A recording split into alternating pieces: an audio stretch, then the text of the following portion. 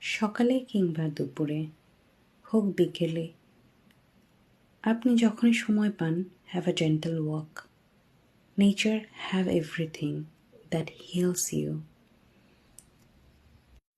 মানুষের সাথে কিংবা একাকী, হতে পারে জনবহুল রাস্তায়, তবুও হাঁটুন অন্তত দিনে 20 মিনিট।